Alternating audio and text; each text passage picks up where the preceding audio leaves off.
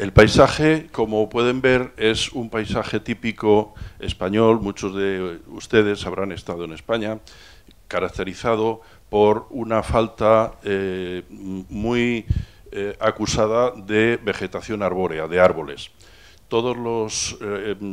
El ecosistema de la zona productora de cereales es de origen de la encina, el bosque mediterráneo de la encina. Donc le point important que voulait mettre en avant Ramon, donc c'est le paysage qu'on peut voir sur cette photo, donc de la ferme expérimentale, où à l'époque il y avait l'écosystème naturel en fait était basé sur le chêne vert et des forêts de chêne vert, pardon. Et en fait, on voit sur l'image qu'il y a eu beaucoup de déforestation qui ont été faites, notamment avec la mise en place de nombreuses cultures céréalières. Et hier, ce que nous expliquait Ramon, c'est que la ferme a souhaité garder une partie des chênes verts qu'on peut voir, voilà, pour éviter qu'il y ait une déforestation totale. Sí, porque esta deforestación tuvo lugar en los tres últimos siglos a costa de la construcción de barcos y posteriormente mucha de esta vegetación se ha destruido al incrementarse el tamaño de la maquinaria agrícola porque estorbaba para su paso, sobre todo en caminos y lindes de las fincas. Si je traduis bien, donc en fait, la déforestation a eu lieu majoritairement depuis 200 à 300 ans, et ça a été dû notamment par rapport aux tailles des machines qui étaient trop... Et pour la construction des bateaux en premier, puis la taille des machines. Bueno. Aquí tenemos la primera imagen que nos diferencia la Europa del Norte de la Europa del Sur. Es lo que todos vemos cuando pasamos en avión de España a Francia o de Francia a España, que el aspecto es completamente diferente, aunque esta fotografía pues no hace toda la justicia porque está hecha en verano y parece que es el desierto más que otra cosa. Donc du coup sur cette image on peut voir vraiment une séparation claire d'une Europe divisée en deux, on va dire, avec deux climats différents, donc plutôt froid et humide sur une partie et plutôt chaude et sec sur l'autre partie.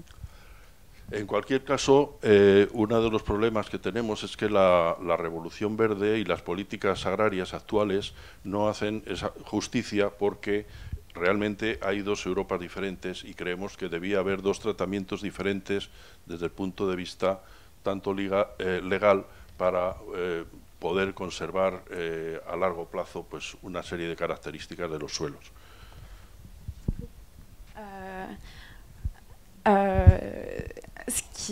Une idée importante à mettre en avant serait que les politiques actuelles, politique agricole, devrait peut-être faire un distinguo justement entre ces deux régions et peut-être mettre en place des réglementations, des propositions différentes pour gérer ces deux types de zones.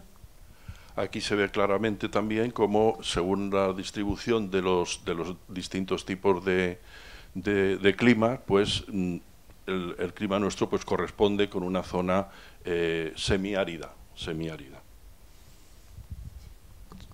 Sur cette carte, on voit qu'en fait, il y a différentes zones en Europe et qu'en Espagne, c'est bien une zone semi-aride.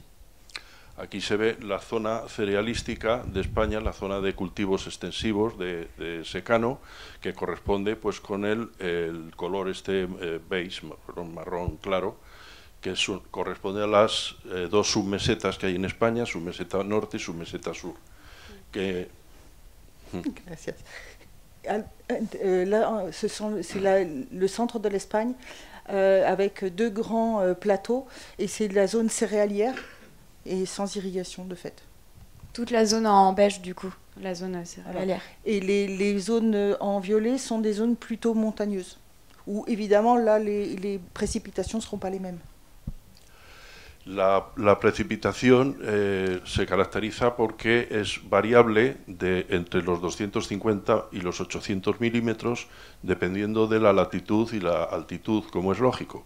En la parte más al sur son precipitaciones generalmente más bajas y en la parte más, digamos, próxima a la cornisa cantábrica, pues son las mayores de 700 a 800 milímetros.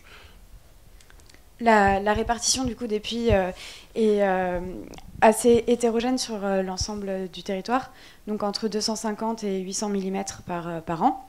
Et ce que nous expliquait Ramon, donc dans le sud, ça va être moins de précipitations. Et en fait, nous, le Gers, on va plutôt se rapprocher des zones dans le nord qui seront presque à la limite du jaune, en restant dans la partie orange. Mais voilà, on se situera dans ce type de zone. On se situerait. Como decía al principio, el ecosistema natural era el de la encina, que en España le llamamos agrosistema de dehesa. Dehesa es un bosque arbolado, pero con aprovechamiento humano debajo, es decir, que es un agrosistema manejado por el hombre. Donc au début de la présentation, on parlait de l'écosystème naturel donc de forêt de chênes verts. Donc là, elle est représentée sur cette carte, donc c'est vraiment un écosystème très important qui a été utilisé par l'homme pour tout ce qui est agriculture. Et en particulier avec un système de pâturage sous les chênes verts, un peu comme c'était auparavant dans la zone méditerranéenne française. El aprovechamiento no es solo agrícola, sino también ganadero, y mientras ha existido este ecosistema completo, pues se ha mantenido pues una cabaña ganadera de ovino, de bovino, de caballos y de cerdo negro. Du coup, sur cette zone donc, où le pâturage est possible, on a vraiment une qualité dans la production au niveau du bétail, donc notamment pour les ovins, bovins, le porc aussi ibérique ou le porc noir, voilà. Donc, También un aprovechamiento muy importante en España pues ha sido la caza, la caza mayor, la caza de aves, el aprovechamiento agrícola y una especie muy simbólica en España que es la perdiz roja. Donc, en plus d'être un endroit pour l'agriculture, c'est aussi un lieu de chasse, cet agroécosystème, cet écosystème, et où on retrouvera notamment un symbole en Espagne qui est la perdrix rouge qu'on voit en bas de l'écran. Últimamente, precisamente debido a labores agrícolas y concretamente a los productos utilizados en la desinfección de semillas de cereales, prácticamente está desapareciendo algunas de estas especies envenenadas, como se está demostrando en diversos trabajos científicos que se han realizado allí. Es decir, que los daños que están produciendo en el desequilibrio del ecosistema los desinfectantes de semillas son bastante acusados. Là, on met en avant un exemple en fait d'utilisation de semences traitées qui vont rester en fait parfois sur le sol et qui vont être ingérées par donc les espèces animales sauvages, comme justement la perdrix rouge, et ça les met vraiment en danger. Il y a des études qui ont prouvé que ça avait un effet très néfaste sur ces populations qui sont en voie de disparition. Il nous a expliqué qu'il y avait une nouvelle génération qui arrivait, qui sont bien pires que les précédentes et qui provoquent des empoisonnements. Et ces empoisonnements d'espèce en espèce, ils remontent la chaîne. Sí, la cadena trófica. Ouais. La chaîne alimentaire. Esto sería una tabla de distribución de los cultivos principales que se hacen en secano, que la mayoría pues son conocidos aquí en distintas, quizá en distintas proporciones, pero yo creo que todos son conocidos aquí. Simplemente destacar dos especies que ayer comentando con ellas pues no son demasiado conocidas aquí, que es la que llamamos ahí algarroba, Vicia monalta, es una especie forrajera parecida a la beza, la besque, ¿no? Son tipos de besque, pero que allí funcionan muy bien. Incluso yo he revisado bibliografía y hay referencias de que en esta zona de Francia se han llegado a cultivar hace tiempo. O sea que son posibilidades que hay para incrementar la rotación de cultivos. En cuanto Esto no hace falta, ¿no? Il y a Sí. traducir. Donc sur ce tableau, on a donc la plupart des... Enfin, le tableau nous présente la plupart des cultures donc sans irrigation qui sont produites sur la partie céréalière qu'on a pu voir auparavant. Donc hier, en discutant, en préparant cette journée, on a pu mettre en évidence deux espèces qui ne sont pas forcément connues. Algaroba, donc c'est une type de vesse, et l'autre, Hieros. Et donc ce sont des cultures qui sont très largement utilisées là-bas, à la fois pour faire des rotations de culture et pour le bétail aussi, pour l'alimentation, pour complémenter l'alimentation animale. Donc voilà, en Espagne, c'est des cultures très utilisées. Et qui remplace de plus en plus le soja, nous expliquait-il. En cuanto a cultivos leñosos, ahí podéis ver cómo los principales son el olivar, la viña, el almendro, y no se llega a ver, no sé por qué razón, debajo está el pistachero, que está empezando a tomar mucha fuerza debido al calentamiento global, que hace que hiele mucho menos, y entonces pues esa especie se pueda empezar a cultivar con cierta garantía. Donc on voit bien qu'il y a plusieurs espèces ligneuses, mais surtout on nous parle du pistachier qui a disparu de la photographie et qui réussit maintenant à être implanté en Espagne, ce qui n'était pas possible avant. Mais comme il y a eu un réchauffement vrai, qui existe vraiment, le pistachier ne supporte pas le gel, et maintenant on peut planter, depuis des années, ils plantent le pistachier en Espagne, dans la zone où ils travaillent. Et ça en devient même une force en fait aussi. Entonces los trabajos que hemos realizado, todos estos equipos que han trabajado durante estos años, han ido a ir viendo todos los aspectos que influyen en la producción, y este sería el cuadro, digamos, básico que resume pues los diferentes pasos que se han realizado. Bon, du coup, là sur cette diapo, ce sont les trois thématiques principales qui font l'objet des expérimentations réalisées sur la ferme. Et voilà les différentes déclinaisons des travaux. En cuanto a la climatología, pues todos sabemos el problema que tenemos ahora mismo en esta parte de Europa con el calentamiento global, que es algo que allí ya tenemos pues muy detectado desde hace años, y estamos viendo cómo la gráfica de las precipitaciones en los últimos prácticamente 50 años va descendiendo, con lo cual hemos perdido ya una parte importante de la precipitación histórica. Donc sur ce schéma, on voit bien que la tendance des pluies est en diminution, et on voit aussi combien, de façon historique, c'est en train de diminuer les périodes de pluie et celles de sécheresse augmentent. Exacto. En cuanto a las temperaturas, aquí está cambiado el rótulo, tenía que ser temperaturas, son grados centígrados. Donc, juste, il y a une petite erreur ici, c'est les températures. También pues, se comprueba como los 2 grados que los científicos meteorólogos mundiales nos están advirtiendo de que no se deben sobrepasar esos 2 grados, pues nosotros ya tenemos constatado que los hemos sobrepasado. Y supongo que en muchos sitios donde se pudieran hacer estos y se publicaran estos datos, pues pasaría lo mismo. O sea que no sé si nos dicen toda la verdad.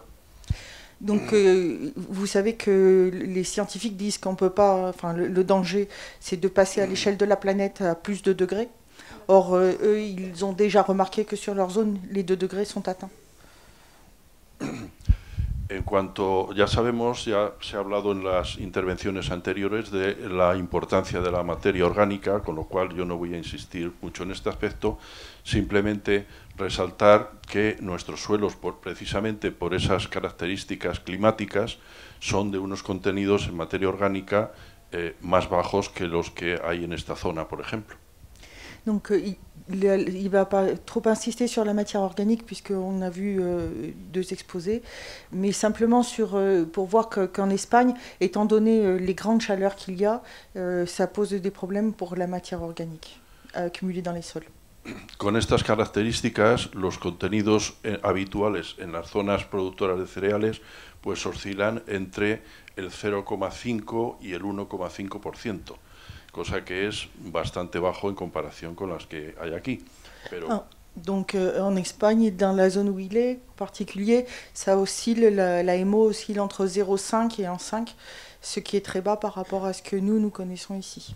Et hier, il nous précisait bien que 1,5, c'est vraiment le maximum. Enfin, c'est vraiment maximum. Un très bon taux. Et lui, à l'œil nu, en arrivant ici, à l'œil nu, il a immédiatement su et vu que c'était bien au-dessus de ce que lui connaît et ce avec quoi il travaille. Entonces, como ya se ha explicado muy bien en las intervenciones anteriores, el contenido en materia orgánica en los suelos es importante porque es el que le da cohesión y estructura a las partículas de suelo.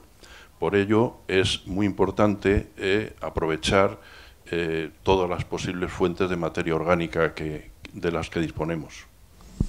Donc, par conséquent, il faut profiter et utiliser tout ce qui est possible comme matière organique dans les cultures. Las prácticas actuales de agricultura convencional precisamente pues van un poco en sentido contrario. Desde hace muchos años, posiblemente más de 50, los aportes de materia orgánica que se hacían periódicamente a los suelos, como ahora veremos en alguna fotografía, pues no permiten ese mantenimiento de los niveles de materia orgánica y por tanto los suelos se van degradando. Les pratiques agricoles des 50 dernières années ont conduit à des détériorations nettes des sols, justement parce qu'il y avait exportation des matières organiques. Esto, a pesar de que llueve menos, pero incluso los episodios de lluvia se suelen concentrar en pocos días, con lo cual el daño que hacen por erosión a los suelos pues produce unas altas tasas de pérdida de suelo. Et les pluies, quand elles arrivent sur le sol, ce ne sont pas des pluies qui sont réparties de façon continue. Ce sont de gros amas d'eau qui provoquent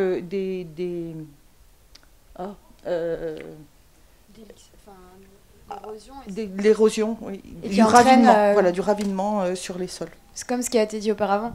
Voilà, ça entraîne la perte des sols et une partie des éléments présents dans ce sol.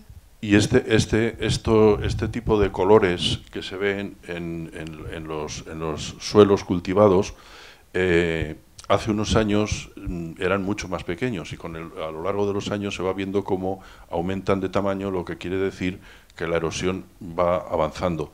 Pero donc là, ce qu'on voit, c'est que le ravinement, en fait, ce que lui note, c'est que le ravinement, au cours des années, est de plus en plus important. Il le voit à la taille des ravines, justement.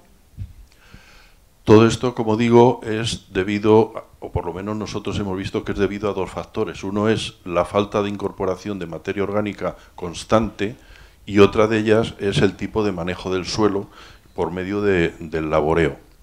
Donc deux choses qui ont joué sur ça, c'est d'une part le manque d'incorporation de laisser sur le sol de la matière organique, et la deuxième c'est la façon de travailler le sol, ce sur quoi il va arriver. En cuanto al laboreo, pues pudimos apreciar cómo el cambio que se ha dado en los últimos años es muy significativo, cuando durante los últimos 4.000 años hemos llegado a un laboreo prácticamente igual, poco agresivo con el suelo, y unas prácticas agrícolas que eran lo que ahora llamamos sostenibles.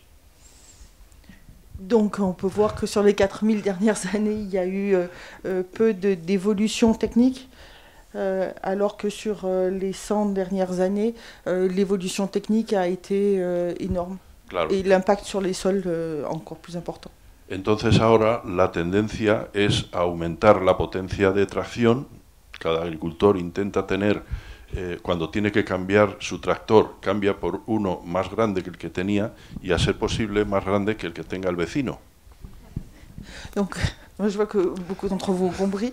Donc, en fait, lorsqu'un agriculteur a tendance à changer son tracteur, il le change pour que chaque fois pour un tracteur encore plus gros, et de préférence plus gros que celui du voisin.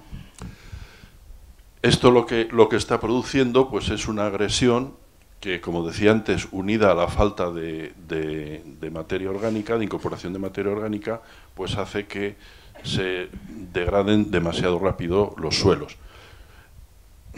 Donc le manque de matière organique fait que les sols se dégradent de plus en plus vite. ¿Qué tipos de laboreo son los que recomendamos? Pues bueno, hemos trabajado comparando diferentes tipos de aperos de labor. Donc ils ont travaillé ce qu'ils appellent des différents types de labour. Mais vous allez voir, c'est pas exactement la même façon dont nous on l'utilise. Donc je vais reprendre la même terminologie que lui pour pouvoir le suivre et vous expliquer. Et si je peux compléter, il y a aussi le fait de savoir quel labour est adapté à quel sol. Voilà.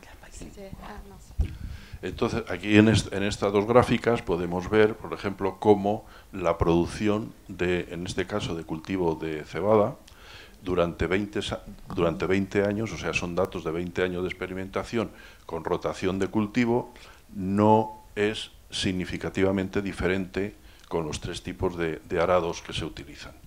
Donc leurs expériences qui remontent sur 20 ans, c'est un travail de 20 ans que vous voyez là.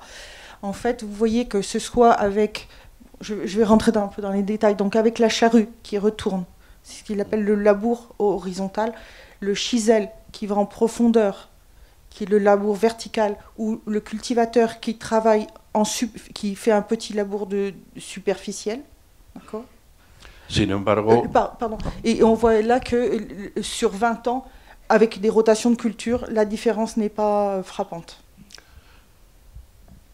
Sin embargo, el contenido en materia orgánica se fija más materia orgánica en sentido inverso, o sea que a lo largo la situación de partida de la gráfica de la derecha era 0,5 de materia orgánica, y a lo largo de 20 años con vertedera se ha llegado hasta 1, con chisel hasta 1,10 y con cultivador hasta 1,20, o sea que fija más materia orgánica. Oui. Donc ce que vous voyez là, c'est que autant en termes de production, ça peut ne pas changer, mais en termes de matière organique, la différence est très nette. Entre la charrue, le chisel, les dents profondes et le cultivateur. Donc vous voyez de 1 à 1,2. Partiendo de 0,5. En partant de 0,5. Oui, il faut se rappeler qu'il y a... donc il y a 20 ans, ils étaient à 0,5 de MO. Et maintenant, ils sont arrivés à 1,2. En consecuencia, nosotros recomendamos, la recomendación general es que se labre con aperos que no inviertan las capas de suelo y que, bueno, pues que profundicen lo que permita el suelo, porque cada suelo tiene una profundidad, pero siempre intentando no voltear las capas de suelo, porque allí por lo menos es lo que más mineraliza más rápidamente y hace perder más agua. ¿Lo compris? Oui. Donc en fait, ce qui est important, c'est évidemment d'adapter les dents à la profondeur du sol. Mais par contre, ce qui est important, c'est ce qu'il appelle le labour vertical. C'est-à-dire un labour, enfin un passage d'outils qui ne bouleverse pas les différents champs. Qui ne retourne pas les couches, enfin il a voilà. dire. Et bien après, il y avait une autre chose à la fin. C'était sur al contrario que aquí, en nuestro clima, en nuestras tierras, para poder realizar la siembra es necesario guardar todo el agua posible de la que tengamos en el suelo. Aquí, como la precipitación, aquí no lo sé, pero en el resto de Francia, en las zonas húmedas de Francia, normalmente hay que airear la tierra para quitar agua, para poder sembrar. Nosotros es la situación diferente, tenemos que ahorrar agua para... Entonces, el empleo de un apero u otro depende de la disponibilidad de agua. En suelos muy mojados, pues a lo mejor hay que labrar con vertedera, pero en suelos secos, pues hay que conservar el agua. Donc, ce qui est important pour lui de souligner, c'est ce qu'il nous apporte à nous, c'est de son expérience de pays semi-arides, c'est que en fait, autant dans les zones humides de la France, on retourne le sol pour le sécher, Autant dans les zones comme la sienne, où ce sont des sols secs, et peut-être que là c'est quelque chose qui il nous apporte, c'est que dans les sols secs, il faut plus retourner la terre, c'est terminé, on travaille à l'horizontale. Et aussi, surtout connaître aussi ce qu'il expliquait à la fin, l'humidité, voilà, avoir une connaissance de son sol pour savoir est-ce qu'il est plus ou moins humide, et dans ces cas-là, adapter vraiment l'outil qu'on utilise à cette qualité du sol et cette humidité. Esto nos lleva a la conclusión de que el laboreo, el trabajo del suelo, es muy importante y hay que cuidarlo. Especialmente la recomendación que hacemos pues es hacer este tipo de laboreo siguiendo el nivel de las tierras para evitar la erosión y los aportes continuos de materia orgánica, que ahora veremos cómo los hacemos nosotros. Donc là, sur cette diapo, vous voyez qu'en fait, il cultive en suivant les lignes de niveau topographique. Et ça, c'est très important parce que c'est quelque chose qui permet de retenir l'eau. Donc ça, apparemment, c'est vraiment l'un des apports les plus importants en zone semi-aride, c'est suivre les courbes topographiques. Et ça limite l'érosion, du coup. De fait aussi, oui. Ça garde l'humidité et ça limite l'érosion. El otro factor importante es el de la nutrición de los suelos, el alimento de los suelos. L'autre élément, c'est la façon de nourrir les sols. Que en esta diapositiva ayer les llamó la atención porque, claro, decían, esto es una losa de una placa de... Entonces les decía que es la que yo utilizo para explicarles a los agricultores cómo los líquenes son las únicas plantas que se pueden alimentar directamente de las piedras, pero las plantas superiores, las especies superiores, no se pueden alimentar, necesitan una transformación para poderse alimentar de ahí.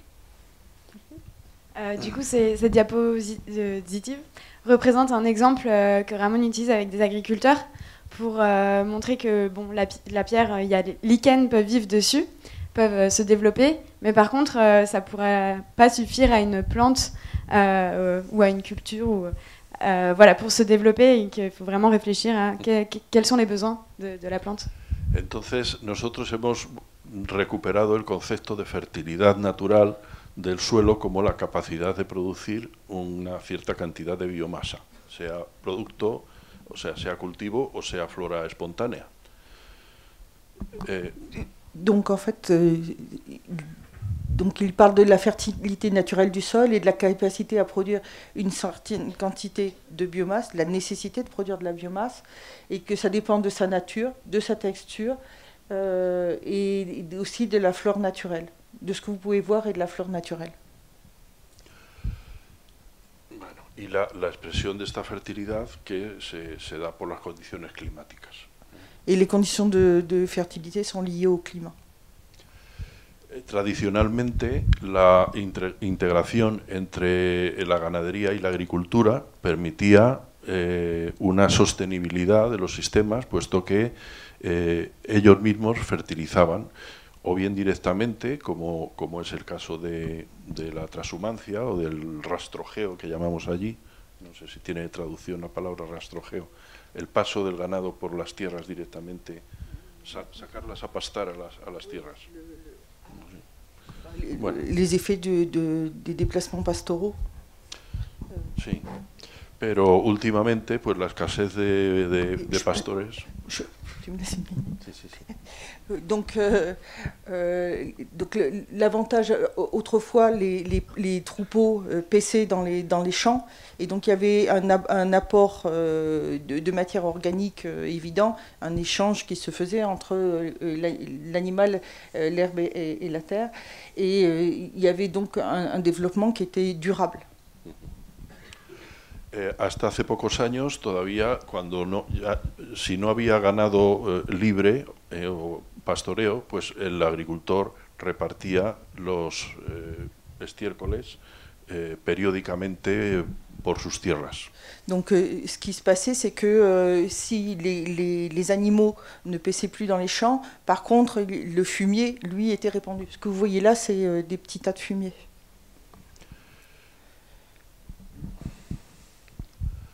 El otro efecto que tiene la agricultura convencional, que también nos preocupa mucho, pues es precisamente los efectos sobre las aguas potables, en los que ahora mismo se nos plantea el problema de quién va a descontaminar eso al nivel que están ahora mismo y quién nos va a pagar a nosotros el agua que tenemos que comprar para poder sobrevivir. Donc ce qui nous préoccupe, c'est le problème de l'eau, c'est le problème de qui est-ce qui va la décontaminer et à quel coût, et de qu'est-ce que nous allons pouvoir boire comme eau potable. Entonces la única diferencia, o sea, la aportación que hacemos pues es que es necesario dejar de contaminar, y para eso pues es necesario sustituir los fertilizantes químicos por algunas otras materias que no produzcan esta contaminación. Esa fue nuestra propuesta inicial de trabajo. Donc leur but, c'était de trouver un mode de travail de la terre qui ne pollue pas l'eau.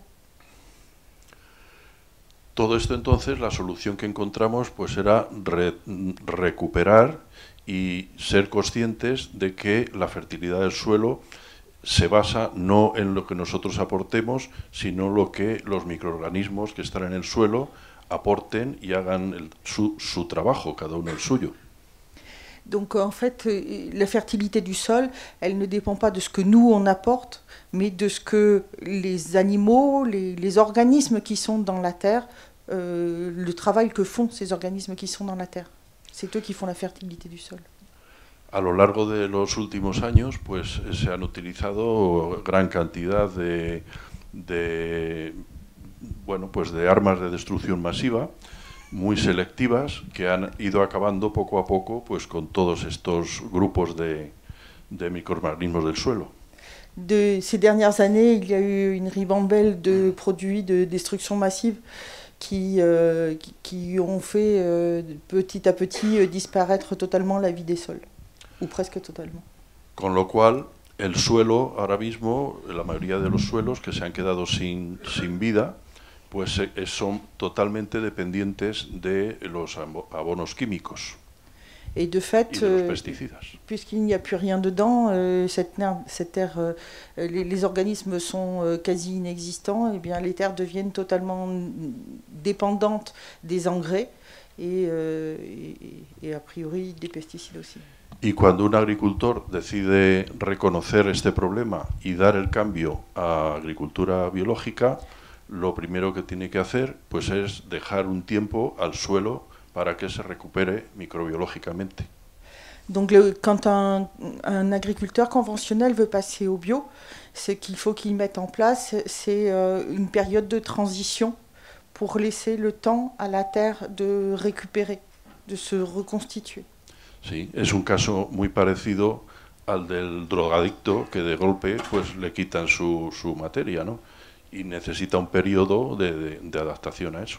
C'est le même problème qu'avec quelqu'un qui est drogué et à qui on doit laisser le temps de s'adapter et de reprendre une vie différente. En el momento en que se deja de utilizar fertilizantes químicos, hemos podido observar cómo se recupera la microflora y la microfauna del suelo en 2 o 3 años, y son capaces otra vez de ponerse a trabajar para nosotros. Donc ces micro-organismes en 3 ou 4 années reviennent et recommencent à travailler pour nous. Para eso lo único que hay que hacer es darles de comer, porque esos microorganismos, aparte de sus funciones, pues tienen que comer, y fundamentalmente comen materia orgánica. Donc ce qu'il y a d'essentiellement à faire, c'est de donner à manger à ces organismes qui sont dans le sol, et en leur rendant la matière organique. Claro. La materia orgánica que tenemos más disponible y más barata, pues es precisamente los residuos de los cultivos, o incluso una parte de esos residuos que antes tenía un valor económico de cierta importancia, como es la paja, pero que ahora, al disminuir la ganadería, también ha perdido mucho valor, y por tanto pues lo que hacemos, la propuesta es dejar toda la paja del sistema previamente picada e incorporada en el suelo. Du coup, une des solutions qui sont utilisées, c'est par exemple d'utiliser la paille qui n'a plus beaucoup de valeur aujourd'hui dans cette partie de l'Espagne, et donc la fragmenter en petits morceaux et donc la laisser en fait, la restituer directement sur les sols. Que son incorporados pues con un trabajo superficial y de poco coste. Et qui sont incorporés avec un travail superficiel du sol. El otro tema importante también para los agricultores, consecuencia de un manejo de 50 años a base de productos químicos, especialmente herbicidas de tipo hormonal, pues es la flora espontánea, flora salvaje. Et un des autres problèmes qui est vraiment important pour les agriculteurs, c'est donc la gestion ce qu'on appellera de mauvaises herbes ou la gestion des adventices. Esto ha dado lugar a una inversión floral que ha traído como consecuencia el incremento de algunas de las especies más preocupantes por su facilidad de reproducción, como son estas que pongo aquí. Donc à cause des herbicides qui ont été utilisés et qui étaient en plus qui étaient sélectifs sur certaines plantes. Donc au fur et à mesure, on a éliminé toute une série de plantes, mais il y en a qui sont restées et qu'on ne peut pas enlever puisqu'elles sont de la même famille, par exemple, que l'on cultive, ou elles sont résistantes. Et donc on se retrouve avec une série d'adventices qui sont résistantes et plus qu'une série réduite d'adventices. Esto ha dado lugar a que las semillas de las llamadas malas hierbas en el suelo, el banco de semillas, la reserva de semillas en el suelo, sea enorme y, claro, en el momento en que un agricultor deja de echar herbicidas, pues se llena de estas hierbas, con lo cual la producción prácticamente es imposible. Donc en fait, ce qui s'est passé, c'est que le stock du coup de semences de ces mauvaises herbes s'est accumulé. Et à partir du moment où on va passer en bio et on ne va plus mettre d'herbicides, le stock de semences va être énorme et risque d'exploser. Entonces, para ello, la primera medida es disminuir ese banco de semillas para que lleguen a un nivel razonable y compatible con el cultivo. Donc en fait, la première chose, ça va être de travailler de façon à pouvoir faire diminuer ce stock de semences qui est dans le sol. Las referencias históricas nos dicen que hierbas, flora espontánea, ha habido siempre. Son cosas naturales en el cultivo en el que haya hierbas, pero no hasta el punto en que comprometan la producción. Donc en fait, les herbes qui poussent dans les cultures, c'est quelque chose de naturel qui a toujours existé. Le problème, c'est que maintenant, suite aux pratiques antérieures, ça peut facilement déborder. Ça peut être bien plus important et remettre en cause les cultures. La prueba es que, en muchas granjas todavía se conservan aperos de este tipo que eran precisamente pues para extraer las hierbas mecánicamente tirados por tracción animal. Donc on retrouve cet outil qui était fait, un outil traditionnel, et qui était fait pour justement nettoyer entre les rangs. Nosotros tuvimos la suerte de encontrar que ese tipo de trabajo los podían hacer máquinas como estas gradas, nosotros le llamamos gradas. Donc en fait, ce sont des outils, alors ce qu'on a de la chance aujourd'hui, c'est d'avoir des outils qui grattent le sol. Que hacen una labor muy eficiente, son capaces de arrancar haciendo la labor en el momento oportuno, que es cuando empieza el ahijamiento, el estado que se ve ahí en la fotografía, pues son capaces de arrancar hasta el 80% y más de las hierbas recién nacidas. Donc ces outils qu'on voit là sont capables de détruire jusqu'à 80% des mauvaises herbes qui essaient de pousser. Este es un sistema que se viene utilizando, se utiliza habitualmente, se puede utilizar habitualmente para cultivos sin herbicida, por supuesto. C'est ce qu'on utilise bien sûr quand on fait des cultures sans pesticides. Sans herbicides, pardon. La otra propuesta, otro sistema, también está basado en una técnica antigua que consistía en sembrar las líneas de siembra no de forma equidistante como se hace actualmente. Alors l'autre méthode ancienne qu'ils ont utilisée, c'est de ne pas semer de façon équidistante les rangs, sino juntar las líneas de siembra en grupos de 2 o de 3, dependiendo de la especie. Por ejemplo, en trigo, que es una planta de más corpulencia, pues suelen ser de 2, y en cebada, pues suelen ser de 3. Donc ce qu'ils font, c'est qu'ils font des lignes des lignes de 3 rangs, hein, avec un espace de 70 cm, Sí, voilà, de 70 cm, et de 3 lignes pour le blé et de 2 lignes pour... Non, 2 pour le blé et 3 pour l'orge. Et 3 pour l'orge. Merci. Esto hoy en día lo permiten las máquinas de siembra porque permiten mover las líneas de siembra a lo largo de un eje. Aujourd'hui, on peut faire ça parce qu'on peut bouger les lignes de semis sur les machines. Que antiguamente las primeras sembradoras no se podía hacer eso. Oui, et on ne pouvait pas faire ça sur les vieux semoirs. Esto es el efecto que quedaría, cómo quedan las líneas de siembra y que permiten el paso de un cultivador para limpiar las calles. Y todo ello con la misma dosis de siembra por hectárea. Donc en fait, ils sèment, comme je vous l'ai expliqué tout à l'heure, hein, par rangée avec des espaces, mais c'est la même quantité à l'hectare. D'accord? Et ils passent entre un cultivateur pour désherber entre ces rangs. Et avec la possibilité de passer un tracteur, puisqu'il y a un peu plus de place. Donc même les céréales, ils peuvent les travailler dans le temps. Y ayer comentábamos también que generalmente lo que se hace es que se deja el tractor viejo de la granja para que haga este trabajo y así no hay que mover las rejas. Et donc pour ça, il faut récupérer les vieux tracteurs qui sont sur les fermes et sur lesquels on peut mettre des petits trous. Ouais. Mettre des roues. Una precisión, ¿no hay diferencia de rendimiento? ¿De rendement? Il est pas rendimiento. No tiene por qué. Non, donc Marie posait la question, est-ce qu'il y a une différence de rendement, puisque on sème à la même densité par hectare. Juste la façon de semer n'est pas la même, donc, mais les rendements sont les mêmes. Bueno, estos son algunos ejemplos de cómo se puede utilizar este sistema también con leguminosas. Donc on peut le faire aussi avec le même système, avec les légumineuses. O el girasol. Ou avec les tournesols.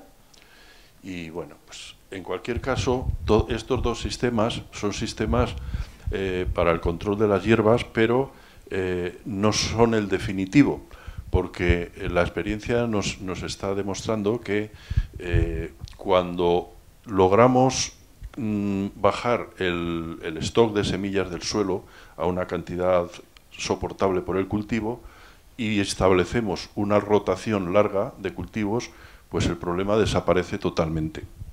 Donc, ce qu'il dit, c'est que lorsqu'on arrive à diminuer le stock d'herbes sauvages, il préfère en général dire les herbes sauvages qu'autre chose, le stock des herbes sauvages, et en mettant aussi une rotation des sols, et bien à ce moment-là, on arrive à avoir de bons résultats. La rotación es el efecto que produce, pues es el antagonismo entre las especies de hierbas y un equilibrio natural que permite que no sea competencia ni baje la producción. Cuando vienen agricultores a ver la finca y ven este efecto, pues muchas veces no les parece creíble, o sea, no les parece posible que sin echar herbicidas durante ya 10 o 12 años no haya prácticamente hierbas. Et les agriculteurs qui viennent sur leur ferme et qui voient les résultats sont incrédules et n'arrivent pas à croire qu'ils aient une telle maîtrise des herbes sauvages sans herbicides. La prueba se ve ahí en la fotografía, se puede observar como en los bordes de las parcelas está la flora espontánea, que ahí no se ha tocado precisamente para que sirva de de reserva para los predadores y tal, como sí que existe la hierba. O sea, que la hierba está ahí, pero no está en las parcelas. Donc les herbes, vous les voyez au milieu, hein. Les herbes, elles sont le long des parcelles, elles servent pour le gibier, puisque vous avez compris que le gibier c'était une des ressources très importantes de cette zone. Et donc elles servent et pour le gibier et aussi de témoins, pour qu'on voit comment sont les cultures par rapport à ce que sont les bords. Incluso pues hemos podido ver cómo el caso de la cebada, que es nuestro cultivo más importante en rotación, puede llegar a producir incluso hasta por encima del 50% que en monocultivo, contando periodos largos. Donc l'orge, j'ai un doute, cebada, c'est l'orge. Donc l'orge, quand elle est en rotation, là, s'il veut appuyer sur l'importance de la rotation, l'orge, quand elle est en rotation, elle peut produire jusqu'à 50% de plus que lorsque elle vient de façon bueno, esto es lo mismo. À la suite d'autres céréales. Es que tenemos que ir deprisa, ¿no? Entonces, las ventajas que yo creo que son bastante conocidas, pero vamos, que se pueden resumir en estos dos cuadros que previenen el empobrecimiento de los suelos y bueno, están ahí escritas, ¿no? Yo creo que las pueden leer. Oui, les différents avantages du coup qui sont mis en avant par rapport aux rotations. Donc, voilà. Ahora quería poner un apartado importante para nosotros que sale ya fuera de lo técnico y entra dentro de lo social o de lo económico. Donc là, c'est un autre volet qui est aussi important à mettre en avant. Donc on passe sur les aspects un peu plus économiques et sociaux. Muchas veces los agricultores hacen las cosas en muchos casos sin llegar a los detalles de cómo se ha llegado a eso, el por qué, sino simplemente muchas veces por tradición. Beaucoup de fois, très souvent, les agriculteurs travaillent d'une certaine manière sans forcément se poser de questions, parce que c'est des habitudes de famille, ou ils ont toujours été habitués à travailler de cette manière. Mais du coup, là, Ramon nous explique qu'il n'y a pas toujours la réflexion derrière, se poser les questions, pourquoi je fais comme ça, ou pourquoi pas autrement.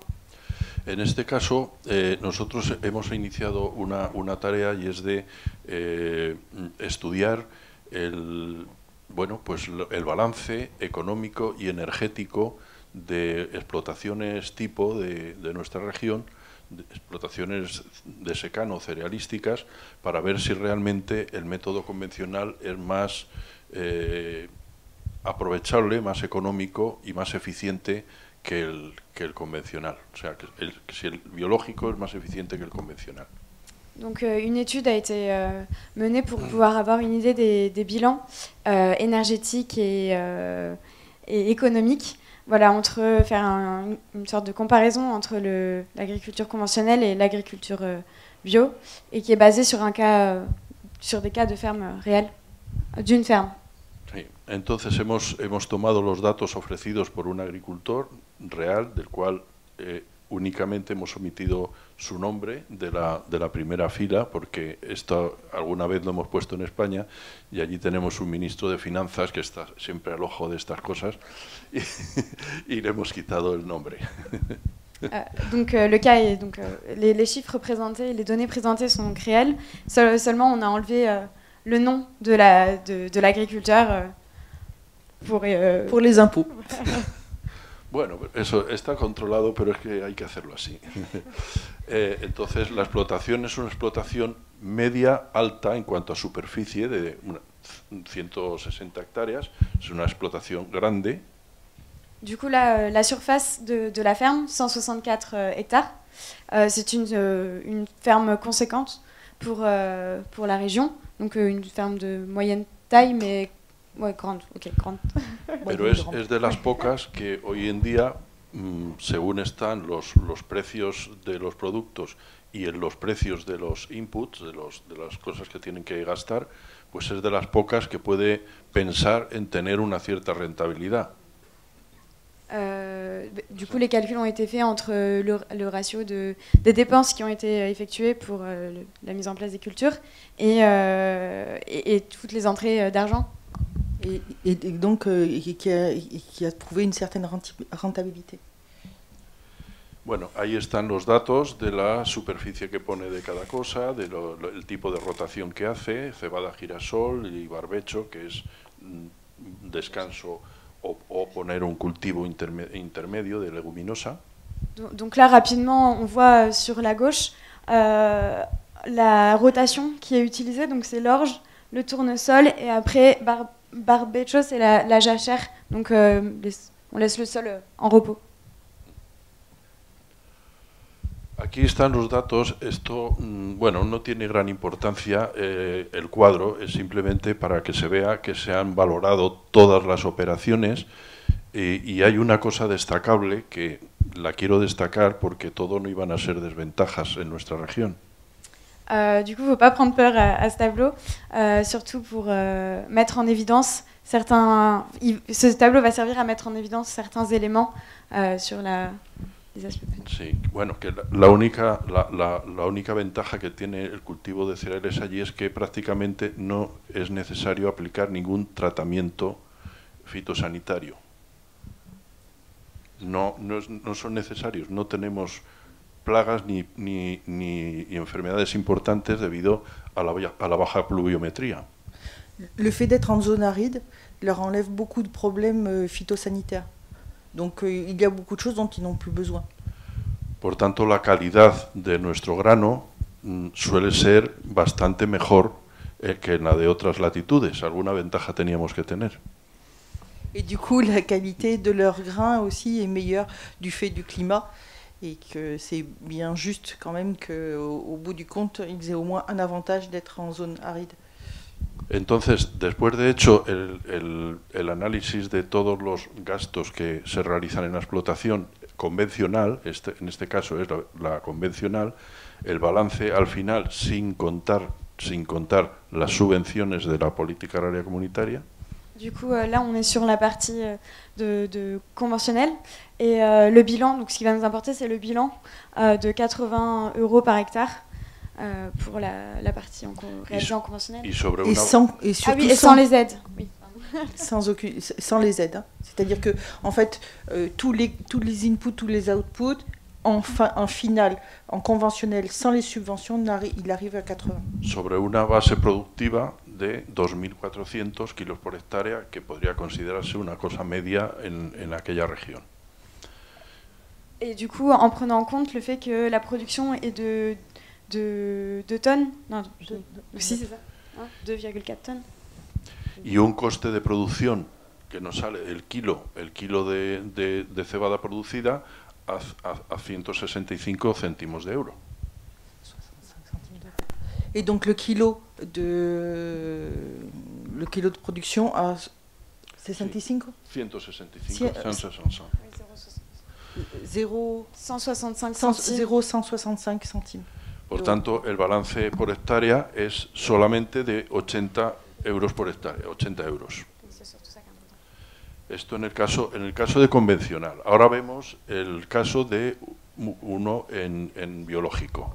Donc là, on va passer au cas de... Donc on laisse l'espace conventionnel et on passe à la même chose en culture biologique. Aquí, pues, en el cuadro han desaparecido algunas de las cosas, como el gasto del herbicida, por ejemplo, y labores que, contando con que el suelo ya tiene una mejor estructura, pues hay un menor empleo de labores. Y, por tanto, el coste es también sensiblemente inferior, el coste de los inputs. Du coup, dans ce cas, on peut voir en bio qu'il y a de nombreux coûts qui ont disparu. Et également au niveau des travaux du sol, on a moins besoin de passage et du coup de nombreux coûts disparaissent. Mais par contre, on voit bien qu'on arrive à une balance qui est un bilan, pardon, qui est beaucoup plus élevé, 165 € par hectare. Aquí hemos considerado lo que habitualmente se considera en agricultura biológica, que es que la producción suele reducirse un 20%, pero en realidad no es que se reduzca, es que la convencional se incrementa un 20% de la natural, de la que debía ser natural, por el empleo de los fertilizantes y de otros aspectos energéticos. Et du coup, bien que le rendement est diminué de 20%, il y a quand même un bilan qui est positif. Et du coup, c'est grâce... Et en fait, ce qu'il veut souligner, c'est qu'en fait, ça n'est pas une perte de 20% qu'il y a. Ce qu'il y a, c'est qu'on retourne à des niveaux qui sont des niveaux naturels sur des plantes qui ne sont pas, comment dire, biberonnées, qu'on n'a pas dopées, en fait.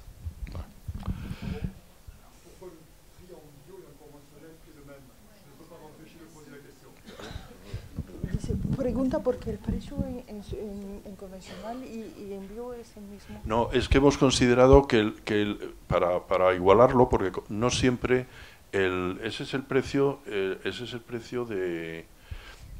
Hemos considerado el mismo para destacar las diferencias únicamente sin contar el precio. O sea, precisamente se ha hecho aposta. ¿El precio del mercado? Sí. C'est le prix du marché.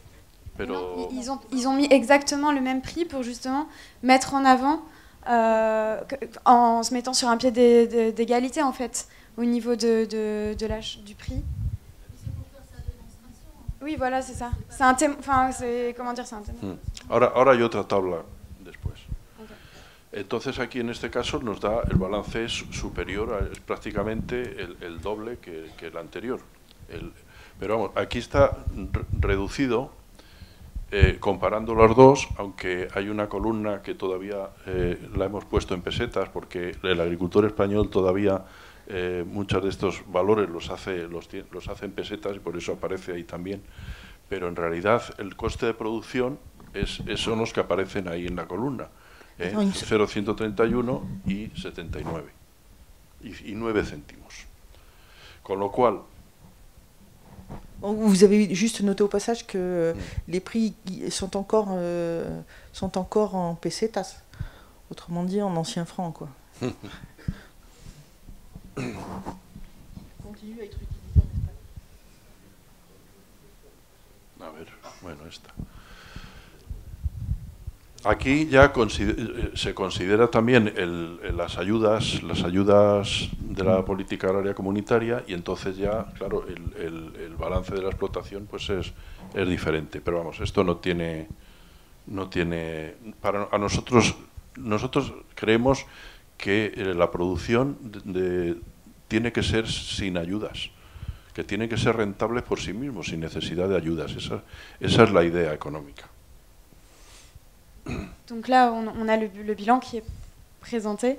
Et l'idée importante que met en avant Ramon, c'est que ce qu'il souhaiterait dans l'association pour laquelle il a travaillé pendant plusieurs années, c'est l'idée que les agriculteurs puissent être indépendants des aides et ne plus avoir à compter sur les aides pour pouvoir vivre.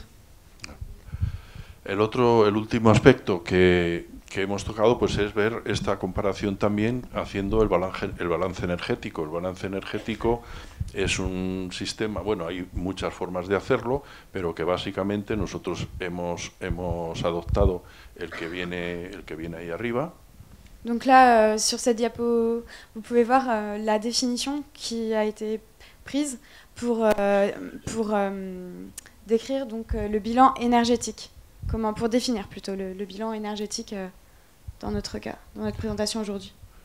Para eso se cuantifican todos los factores de producción y los productos finales, se les da un valor según unas tablas que ya existen, se les da un valor, se multiplica por eso y se le aplican unos coeficientes energéticos a sus equivalencias. Du coup, là, c'est la description de ce qui est écrit en français. Sí. Entonces, una vez hecho todo ese trabajo, que suele ser un trabajo muy laborioso, largo, hay que contar con datos reales ofrecidos por agricultores reales, pues al final todo esto pues queda reflejado en cuadros como este. Donc là, on est toujours sur des données qui sont réelles, récupérées chez des agris bien réels. En ellos se ve pues que el gasto energético en cultivo convencional pues es sensiblemente superior por unidad energética empleada que en ecológico. O sea, se ve clarísimamente cómo hay apartados como los fertilizantes y el combustible, por ejemplo, pues que son los que encarecen realmente la producción convencional. Donc là, on voit clairement la différence entre le conventionnel et donc le bio au niveau du bilan énergétique, où on va avoir besoin d'utiliser beaucoup plus d'unités énergétiques pour le conventionnel que pour le bio. Et notamment, la différence se retrouve sur les fertilisants qui sont utilisés, les produits phyto, et également au niveau... Bah, c'est principalement par rapport à ça. Et herbicides, oui, donc précis. Voilà.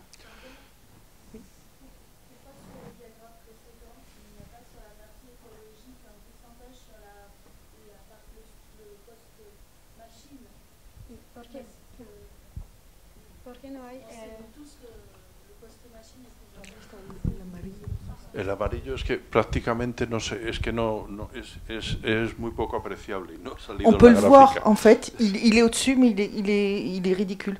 Es un problema de la diapositiva o de la transformación, pero vamos, es menor todavía que en el convencional. O sea que muchas veces hemos creído que la maquinaria en sí aporta mucha energía, pero hemos visto que no tanta.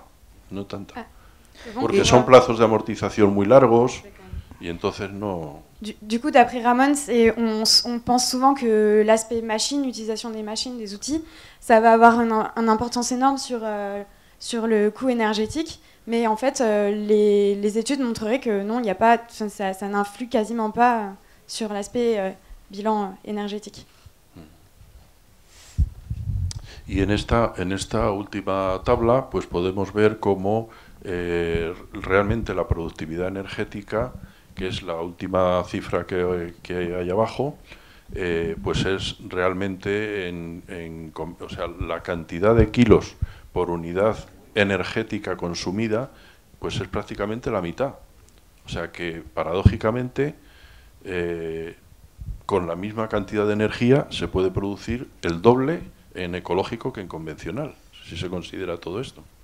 Donc là, on voit bien sur ce tableau qu'il y a une grosse différence entre la productivité énergétique entre les conventionnels et le bio, donc qui passe du simple au double.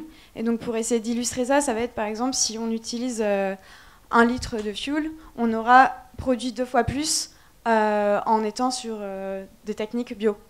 Je ne sais pas si ça parle de cette manière. O sea que eso es exactamente lo que pone kilos por unidad de energía consumida, son el doble, y eso es lo que sale. Donc on réappuie sur le fait qu'on passe du simple au double en kilos, en unité de productivité énergétique.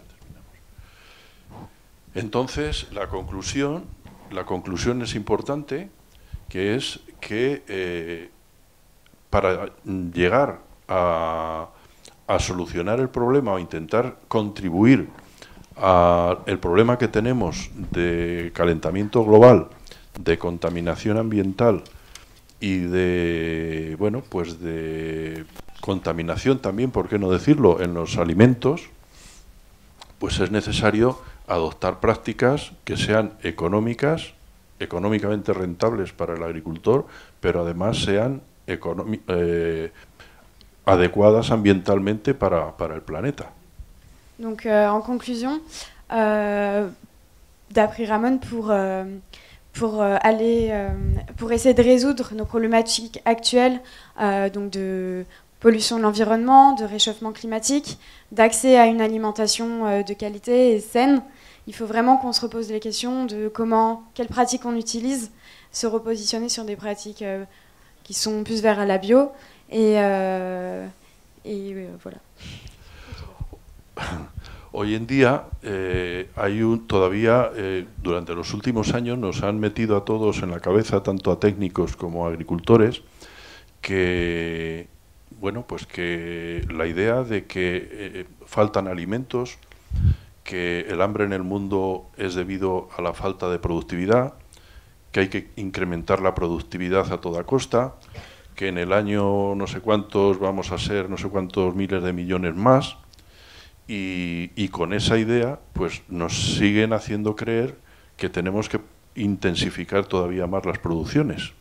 Et du coup, actuellement, on est toujours dans une certaine... on nous met des choses dans la tête qu'on a besoin, qu'on ne produit pas assez, qu'on va être de plus en plus nombreux sur la Terre et qu'il n'y aura pas suffisamment d'alimentation pour tout le monde. Et là, l'idée, c'est de se dire... et oui, et qu'en fait, on cherche à nous faire produire de plus en plus. Donc ça, il faut se re-questionner sur ces aspects-là. Cuando realmente está demostrado que el hambre en el mundo no viene por falta de alimentos, sino por una mala distribución de los alimentos que se producen hoy en día, y que el planeta podría producir prácticamente el doble de la población que hay actualmente con la misma producción agraria, si fuéramos capaces de distribuirla bien. Estos son datos de la FAO, no son míos. Et d'après les chiffres de la FAO, de l'ONU, effectivement, le problème de la faim dans le monde n'est pas un problème de production, mais un problème de répartition, puisqu'on pourrait nourrir 2 fois plus de population. En el mundo desarrollado, como somos nosotros, realmente no hay falta de alimentos, pero sí tenemos ya un problema de consumo exceso de energía y de contaminación. Por tanto, nuestro problema es no que se haga una mala distribución de los alimentos, sino que tenemos que limpiar nuestras tierras y hacerlas más sostenibles. Et le problème dans des pays développés comme les nôtres, c'est de faire en sorte que nos terres soient nettoyées et qu'on mette en place une agriculture durable. Y además tratar de fijar la población rural, la población agraria, que en el caso de nuestro país, pues desgraciadamente está muy envejecida, y bueno, pues los jóvenes quizá no tienen estímulo suficiente para quedarse a trabajar en agricultura. Et il soulève aussi l'autre problème, qui est le problème de fixer des populations sur les zones de campagne, et que ce sont des endroits où l'on observe un vieillissement de la population, et que c'est très important l'agriculture et une autre agriculture pour pouvoir avoir un tissu territorial plus équilibré. Entonces, en conclusión, pues para nosotros la adopción generalizada de este tipo de manejos bio en las tierras de secano, y posiblemente en muchas tierras, bueno, por lo menos en las de secano seguro, pues contribuiría de forma notable a todos estos aspectos sociales, y sobre todo pues a mejorar el efecto del calentamiento global. Por lo menos sería una gran contribución a la fijación de carbono en el suelo y a mitigar los efectos que vamos a tener. Et donc, ce que l'on vient de voir et les propositions qu'il nous a faites permettraient d'une part de résoudre les problèmes qui sont des problèmes sociaux d'implantation de population sur des territoires, et également des problèmes écologiques et de production sur des zones qui sont non irriguées. Merci beaucoup pour votre attention.